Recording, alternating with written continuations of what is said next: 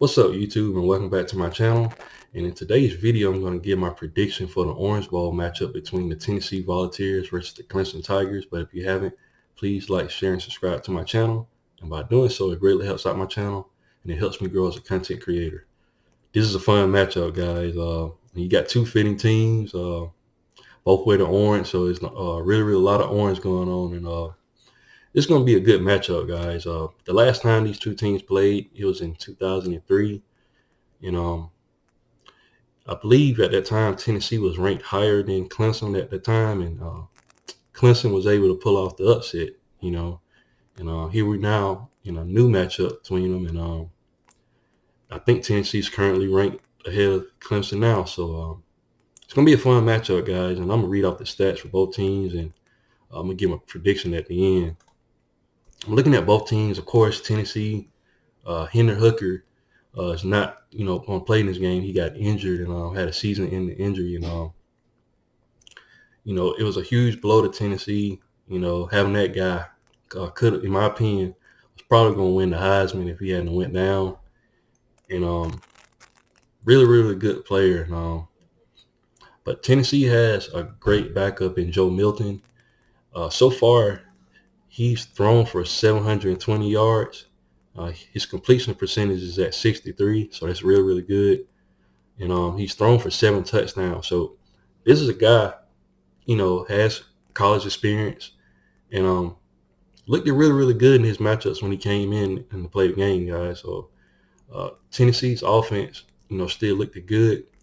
The one thing that I am concerned about for Tennessee in this matchup is that, their offensive coordinator, Alex Galesh, I might be pronouncing it wrong, but he's accepted the job at South Florida. So is that going to play a factor in this matchup? We'll have to see.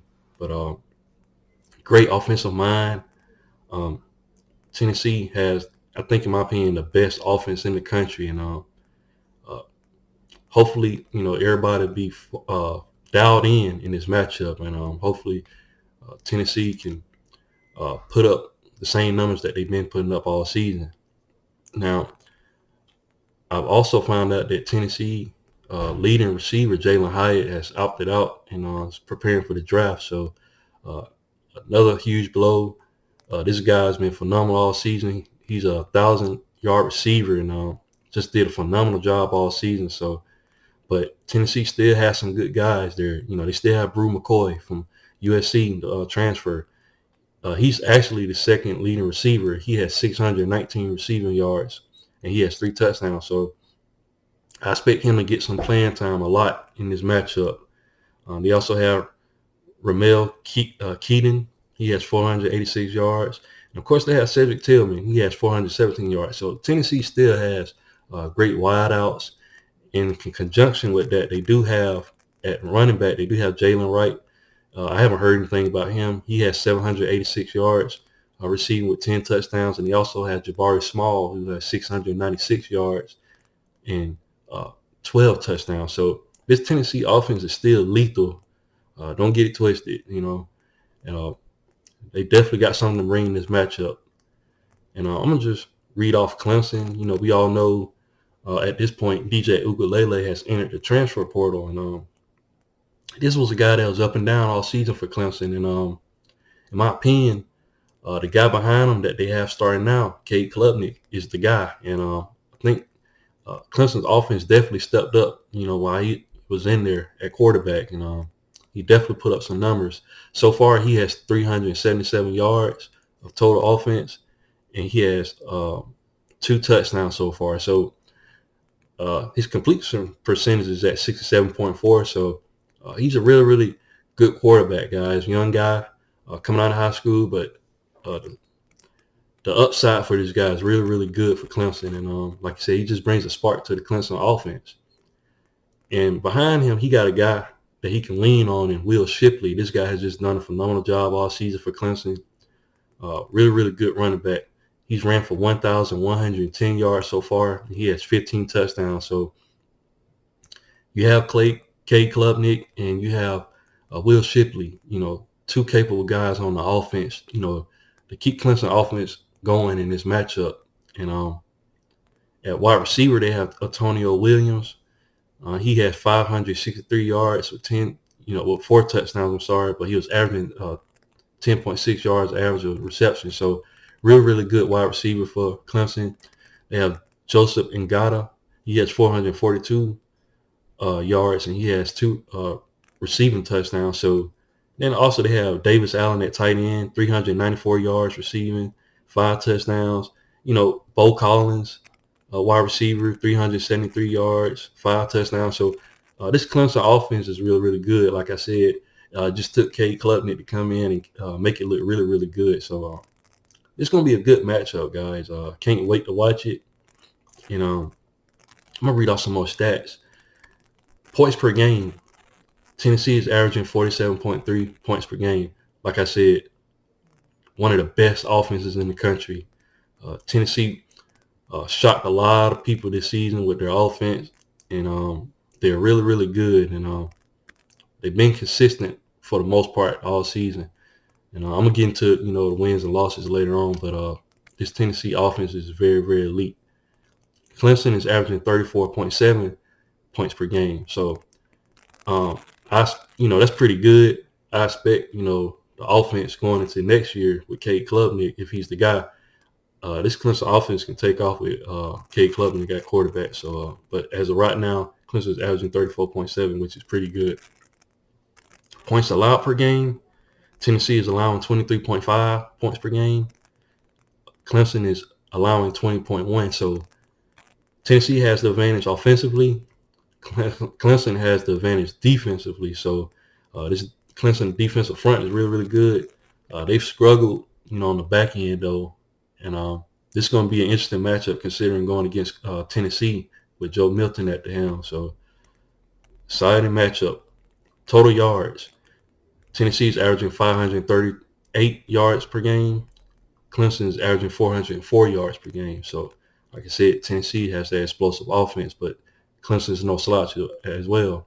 You were to break that down, Tennessee is averaging 332 through the air, and they're averaging 205 on the ground.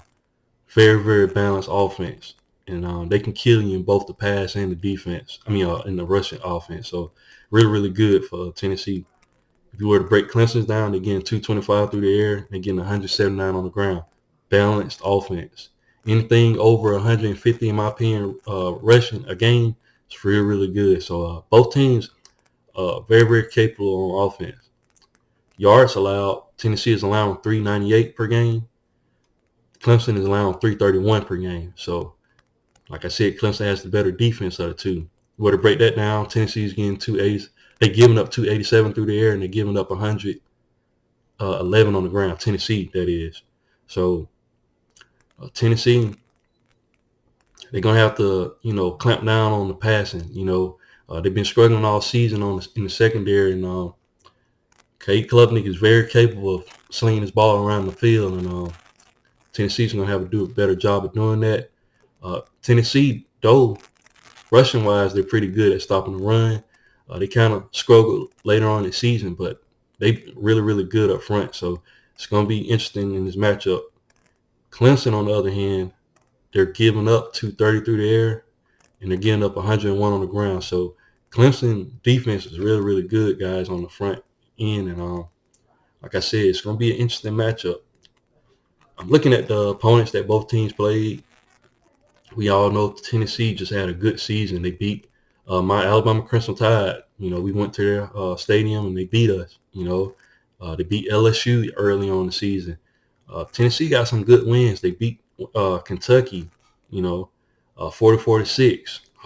Impressive victory.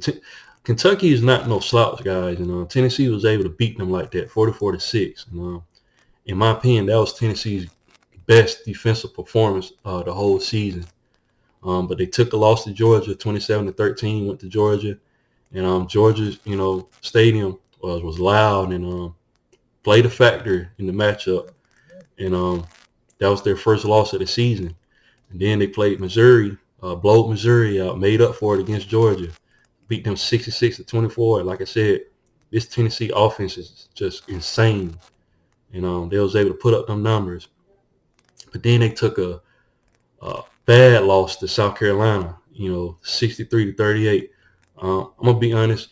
I think anybody playing South Carolina that day probably took a loss. South Carolina was on fire that day. They lost 63-38, so that killed Tennessee, playoff hopes. And they took a bad loss there, but they bounced back and beat Vanderbilt 56-0. Vanderbilt is a greatly improved team. Of course, we expected Tennessee to beat them, but Vanderbilt kind of shocked some people this season. So uh, Tennessee ended out, with a win against their in-state rival in Vanderbilt. And like I said, Tennessee's could have easily been in the playoffs this season had they, handled their business against South Carolina. So probably in a different bowl game for Tennessee. Now Clemson took a loss to Notre Dame, lost 35-14, beat Louisville 31-16, beat a Miami team that just hasn't looked good all season, beating them 40-10. A lot of hype was coming in with Miami, but they didn't look good, so Clemson was able to beat them. Clemson also lost to South Carolina at the end of the season, 31-30. Like I said, this South Carolina team just kind of shocked some people today. Beat two good teams, beat Tennessee and Clemson. So South Carolina has a victory over both of these teams. So um, that's their common opponent. And like I said, Clemson played them closer. Tennessee, like I said, secondary just the whole defense just struggled. So that was a bad matchup for Tennessee. And like I said, Clemson lost to them as well. And then Clemson ended off the season beating North Carolina 39-10. In my opinion, that was Clemson's best win, out of the whole season, in the championship game. So with that being said, I don't know what the spread is for this game, but if I had to pick a winner for this game can go either way in my opinion, guys. But in situations like this, I'm gonna always go with who I think I'm comfortable with at quarterback. I know I've seen a lot of people picking Clemson to win this game, and rightfully so. I can see why they would pick Clemson because, in my opinion, Clemson has the better defense of the two. But I'm not too sure if I can trust Cade Klubnik right now. He's doing a phenomenal job for Clemson, but I'm going to go with the guy that got a little bit more experience. I'm going to go with Joe Milton. The reason why, even though they're not going to have Hendon Hooker, and they're not going to have Jalen Hyatt, I still trust that offense. I still trust Josh Heupel to get it done, And like I said, that bad loss, it wasn't a bad loss. They only lost by a point, but still, Clemson lost to South Carolina. That was a game that I thought Clemson was going to be able to handle business and rattle Spencer Rattler. But Spencer Rattler was on fire in that game. And Joe Milton is no slouch. We seen when he came in, he was able to pick up the offense. It didn't seem like Clemson lost the beat, once he came in there. So I'm picking Tennessee to win this game. But I think it's going to be a close matchup. If I had to give a score, I'm thinking on the lines of 38-35. I think Cade Klubnik is going to have a good game. I think both quarterbacks is going to look good in this matchup. Joe Milton is going to have a harder time against Clemson defense, but like I said, Clemson, I didn't expect Spencer Rattler to be able to be in that game like that and beat Clemson, and he was able to do it. Now, is Spencer Rattler better than Joe Milton? That remains to be seen. But I just trust Joe Milton in their offense. I think Tennessee has way more, offensive guys on that side of the ball. Like I said, Jabari Small, all those guys over there, Cedric Tillman. Tennessee can score at any moment. So I'm giving the edge to Tennessee in this matchup. But what do you guys think? Leave your thoughts and comments in the comment section. And once again, guys, if you haven't, please like, share, and subscribe to my channel. And I'll definitely be back with more college football content. Thanks, guys, and roll tide.